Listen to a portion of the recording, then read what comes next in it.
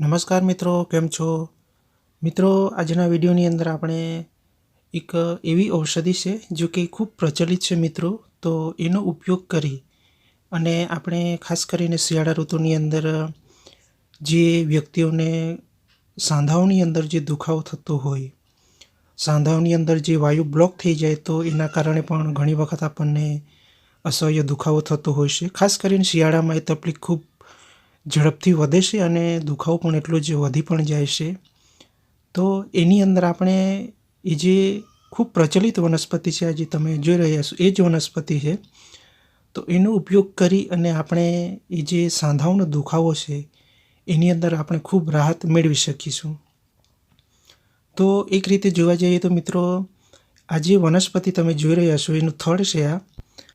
અને આ જે વનસ્પતિ છે મિત્રો, એ વર્ષો જૂની અને ઘણી એવી બીમારીઓની અંદર આપણને એનો ઉપયોગ કરી શકાય છે અને આયુર્વેદની અંદર પણ એનો સૌથી ઉલ્લેખ પણ છે. તો એનો જ આપણે આજે ઉપયોગ કરી અને આપણને સાંધાઓની અંદર જે વાયુ બ્લોક થઈ જાય છે એને આપણે કઈ રીતના છૂટું કરી શકીએ, તો એની અંદર આ વનસ્પતિ ખૂબ રાહત આપી શકે છે મિત્રો. જો કે ઘણા મિત્રો આ વનસ્પતિના જે થડ જોઈને ઓળખી પણ ગયા હશે. જો કે આ વનસ્પતિ કઈ છે અને પ્રચલિત છે મિત્રો.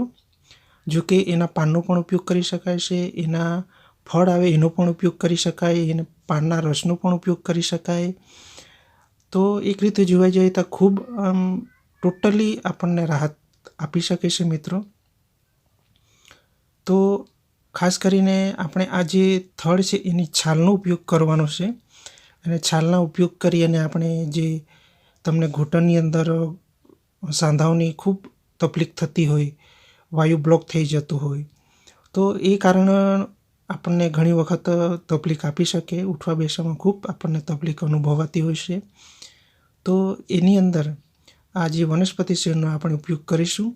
તો ખાસ કરીને એની ઓળખ એક નામચીન ઓળખ તમને બતાવી દઉં. જે પણ આ જે થડ તમે જોઈ રહ્યા છો એ ઉપરની છાલ છે એની સુકાઈ જાય એટલે એની અંદર આ રીતના તમને રેતી સમાન જોવા મળે, એટલે નાના નાનું ઝીણા ભૂકું થઈ જાય.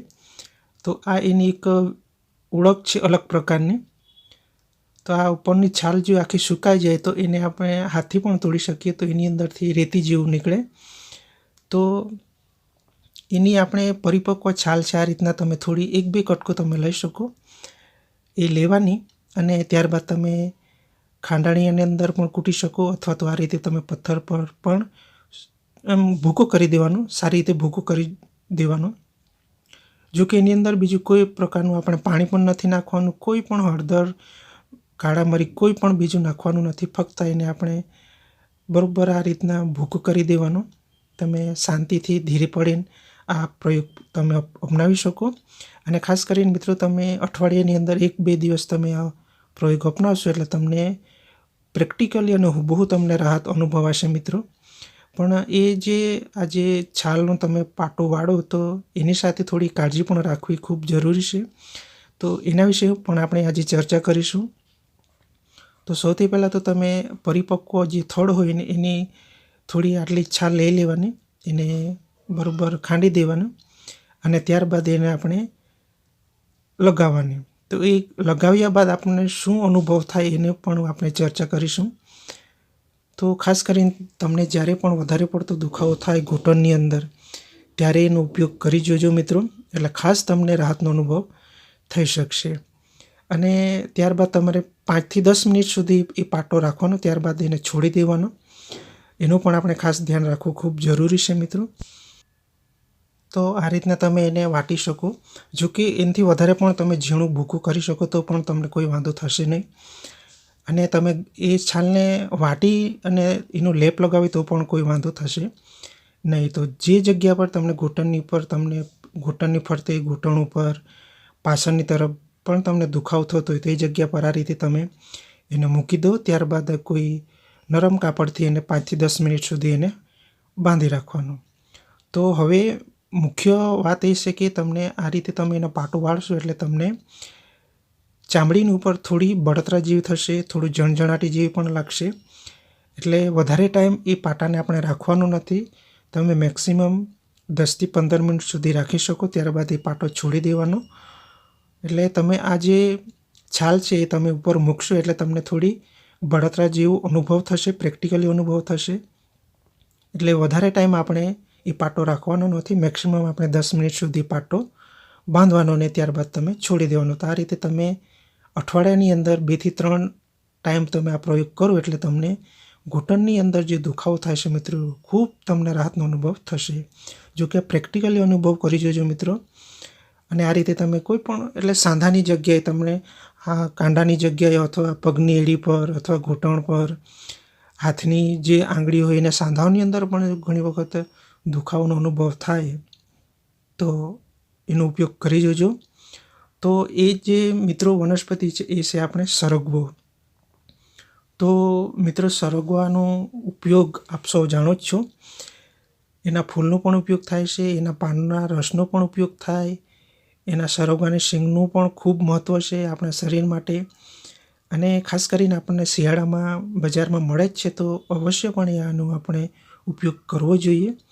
જો કે આ જે છાલ જે તમે જોઈ એ તમે મીઠો સરગવો આવે એની છાલનો પણ ઉપયોગ કરી શકો, અથવા તો એક કડવો સરગવો આવે એનો છાલનો પણ તમે ઉપયોગ કરી શકો.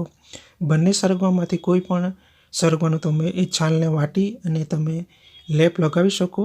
જો કે કોઈ વાંધો થશે નહીં. પણ ખાસ કરીને મિત્રો તમારે 10થી 15 મિનિટ સુધી પાટો રાખવાનો, ત્યારબાદ છોડી દેવાનો. એટલે ચામડી પર તમને થોડી બળતરા જેવો અનુભવ થશે. તો એનો ઉપયોગ કરી અને આપણે જે વાયુ બ્લોક થઈ જાય આપણે સાંધાઓની અંદર, એની અંદર આપણને ખૂબ રાહતનો અનુભવ થઈ શકે. જો કે આ મારો અનુભવ સિદ્ધ પ્રયોગ છે એટલે તમે અચૂકપણે કરી જોજો મિત્રો. એટલે તમને તકલીફમાંથી ખૂબ રાહત પણ થશે. અને તમને જો ખૂબ રાહતનો અનુભવ થતો હોય તો તમે 2 દિવસના અંતરે એક ટાઈમ તમે અવશ્યપણે આ પ્રયોગ કરી જોવાનો, જેથી કરીને ધીરે ધીરે કરી એ જે વાયુ બ્લોક થઈ જાય છે એમાંથી આપણે છુટકારો મેળવી શકીએ. અને બને ત્યાં સુધી આ સરગવાની શીંગનું આપણે શાક ખાવાનું જોઈએ, જેથી કરીને પણ આપણને રાહત થાય. જો કે આપણી પાચન શક્તિ પણ સુધારે, કબજિયાત સંબંધી તકલીફ હોય એની અંદર પણ આપણે રાહત મળે, અને પેટ સંબંધી કોઈ પણ પ્રકારની તકલીફ હોય એની અંદર પણ આપણે ખૂબ રાહતનો અનુભવ થઈ શકે છે. જો કે આ સરગવાની અંદર ઘણા બધા પ્રોટીન, વિટામિન્સ, મિનરલ એ બધા કુદરતી તરફથી આપણને ભેટ છે. તો એનો અવશ્યપણે આપણે એનો ઉપયોગ કરવો જોઈએ.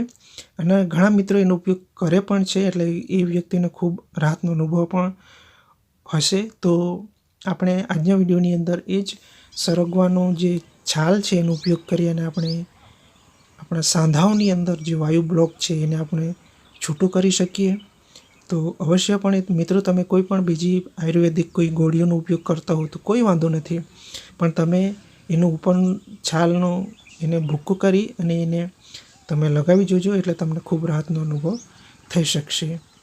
તો આજના વિડીયોની અંદર એ જ હતું કે આપણે સરગવાની જે છાલ છે એનો ઉપયોગ કરી અને આપણે જે સાંધાઓની અંદર જે વાયુ બ્લોક થઈ જાય એને આપણે છૂટું કરી શકીએ અને એમાંથી આપણે રાહત મેળવી શકીએ. જો કે મિત્રો અત્યારના સમયની અંદર આપણને બજારની અંદર સાંધાઓને લગતી ખૂબ દવાઓ પણ મળે છે, ખૂબ ગોળીઓ પણ મળે છે, ઉપલબ્ધ છે.